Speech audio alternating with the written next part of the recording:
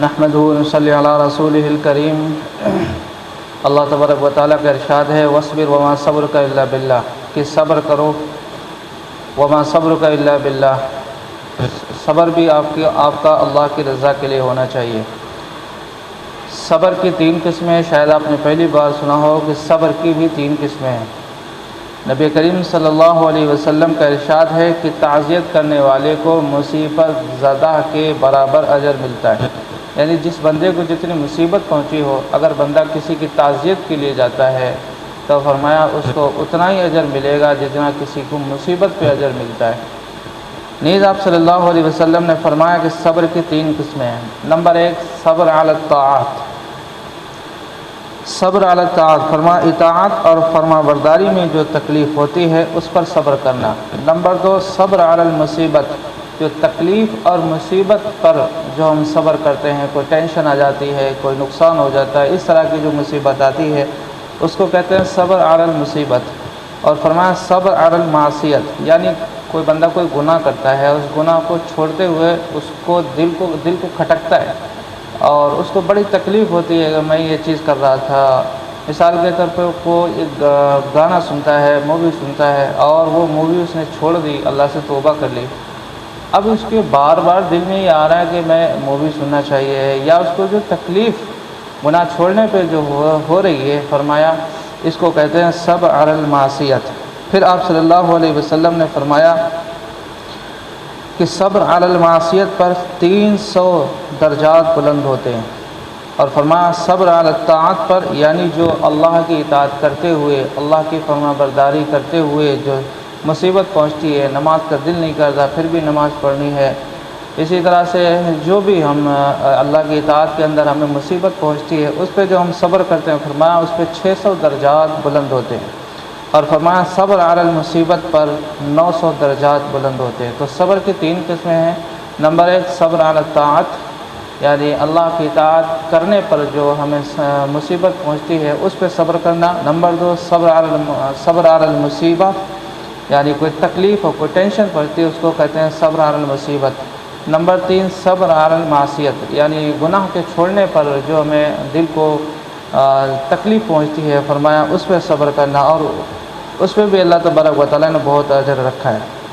صبر کو آسان کرنے کی تدبیر، ایک بار صحابہ نے پوچھا یا رسول اللہ صبر کس طرح کریں؟ تو آپ صلی اللہ علیہ وسلم نے فرمایا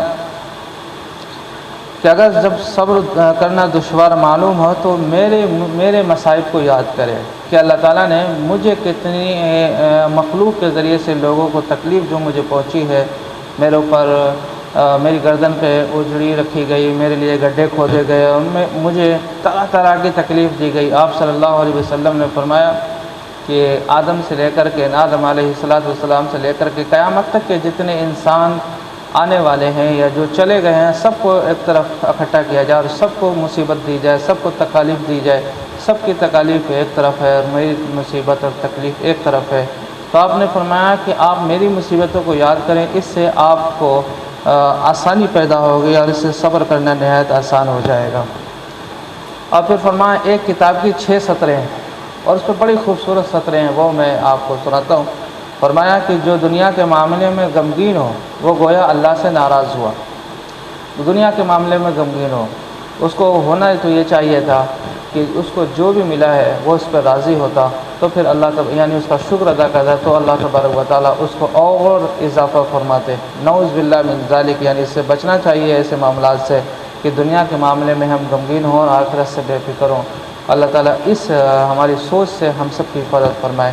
نمبر 2 جس نے اپنی مصیبت کا شکوہ کیا اس نے اللہ کو یا اللہ کی شکایت کی۔ تو ہمیں کسی مصیبت کا شکوہ لوگوں سے نہیں کرنا چاہیے بلکہ اس کے حل کرنے کی تدبیر سوچنی چاہیے۔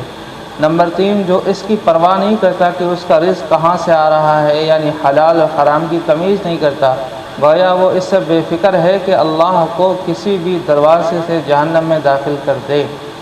اب اللہ تعالیٰ قرآن پاک میں فرماتا ہے فرأیت من اتخذ الہ ہواہ، جب بندہ اپنی نفسانی خواہشات کو معبود مان لیتا ہے تو پھر وہ حلال بھی نہیں دیکھتا، حرام بھی نہیں دیکھتا، یعنی جہاں سے بھی اس کو فائدہ پہنچے گا وہ حاصل کرے گا، چاہے حلال سے ہو یا حرام سے ہو۔ پھر فرمایا جو گناہ کرتے ہوئے ہنستا ہے تو وہ روتا ہوئے جہنم میں جائے گا۔ آج لوگ ہمارے نوجوان جتنے بھی ہیں اس میں سے کافی بڑی تعداد میں لوگ گناہ کرتے ہوئے اس پہ ڈھیٹ بنے ہوئے، اس سے توبہ بھی نہیں کرنا چاہتے اور توبہ اس گناہ پہ اکڑ دکھاتے ہوئے گناہ کرتے ہیں۔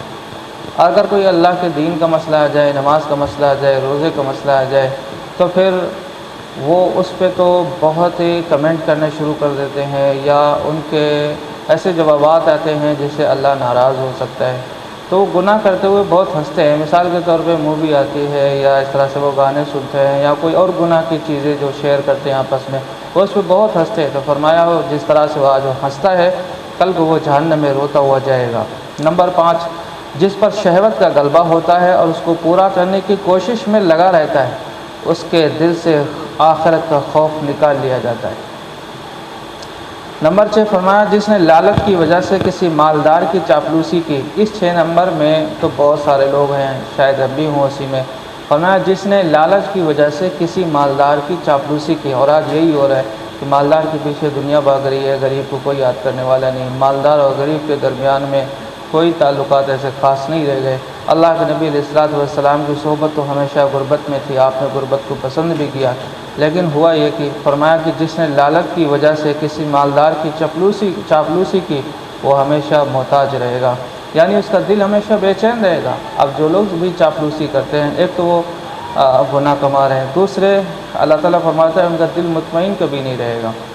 اللہ کے رسول صلی اللہ علیہ وسلم نے فرمایا مومن کا معاملہ عجیب ہے، اس کے ہر کام میں بھلائی ہی بھلائی ہے، اور یہ بات مومن کے سوا کسی کو بھی حاصل نہیں۔